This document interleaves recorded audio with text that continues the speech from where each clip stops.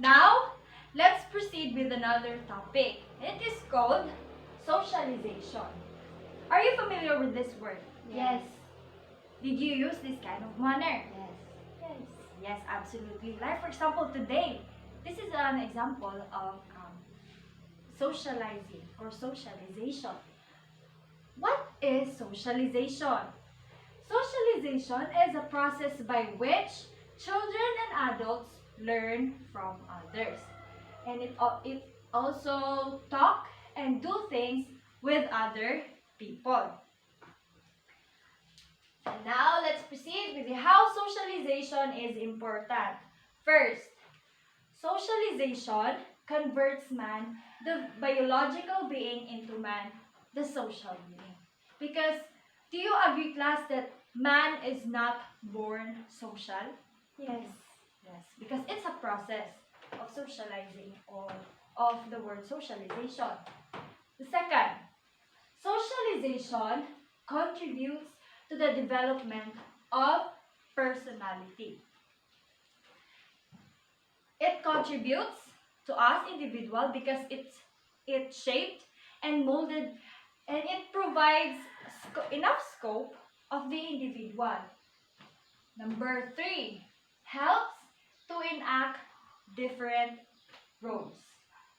Like for example, in your house, you have your family, no? So you act as a daughter or a son in your family. So you act that role. But outside, you also act as a student or as a broadly citizen here in our society.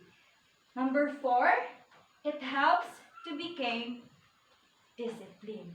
So it assists an individual not only to learn the norms associated with others, but it can also develop an appropriate attitude to enact those roles. Number 5, it provides the knowledge of skills. So when you communicate or when you socialize other people, you provide knowledge in different factors, like you provide a knowledge about yourself or something that you can educate with others. So now we're done with the importance of socialization. Now let's proceed with the ways of socialization. First, kindly read, Mary Ann. Socialization starts with the face and the body language. Yes. In socialization, like for example, a smile. A smile, it indicates your willingness to communicate with others. Number 2, keep a clean sense of humor. So if you have the natural knack to open the topic or to communicate with other people, it may find it more easier of socializing people. Number 3, be attentive throughout the conversation. Yes. So you should show or you should express a sincere feeling or your interests of something so that the others will see it like, oh, she's interested, and the socializing process is much more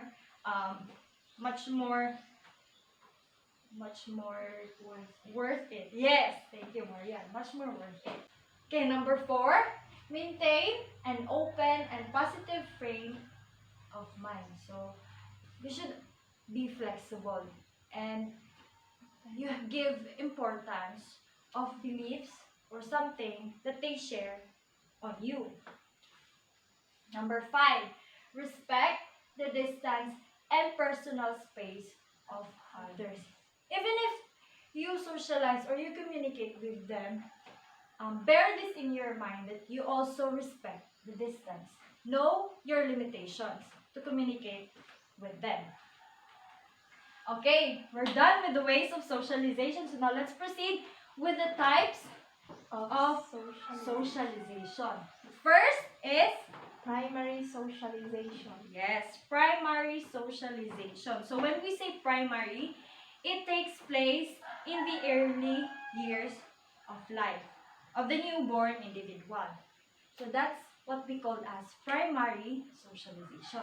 Number 2, Development socialization. development socialization. So this kind of learning is based on the achievements of primary socialization. So in primary socialization, we learn something. So when we learn something and you progress, no, you're in the process of developing yourself, is called na as development socialization. Number 3, Anticipatory socialization. yes. So men not only learn the culture of the group which they are immediate members.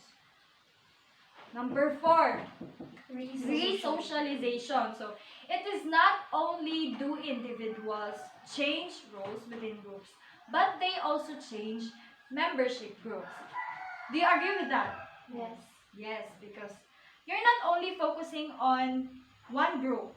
Because in socialization, we face different groups, different members. So that is what we call as re-socialization. Number 5, broad socialization. So broad socialization is intended to promote independence, individualism, and self-expression. So, muna siya broad socialization.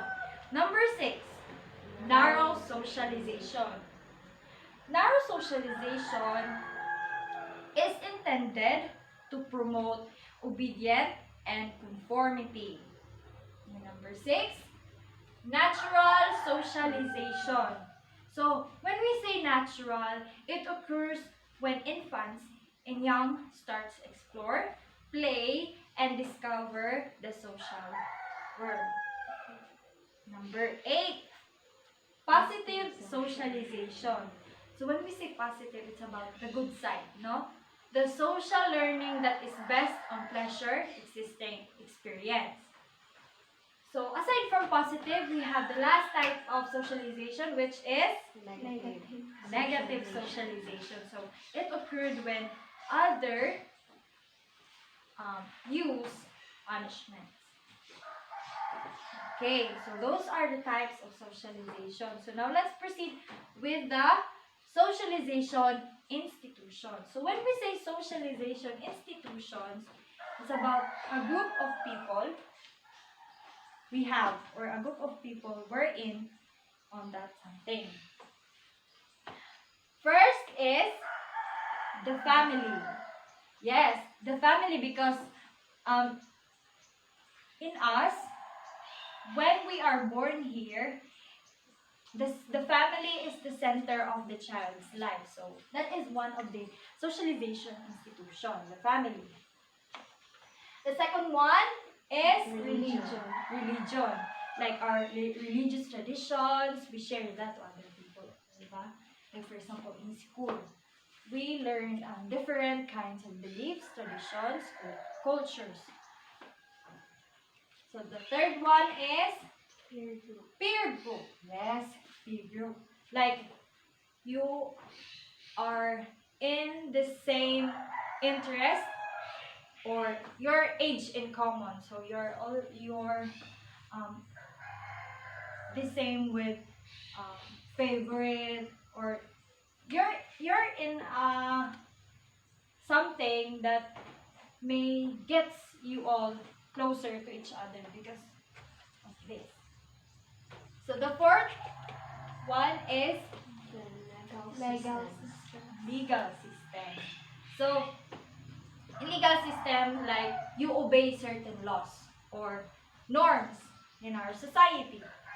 Then the last one is The mass media. mass media. So it's about delivering impersonal communication to others, like directed to our varied audiences. So, because it's a mass media.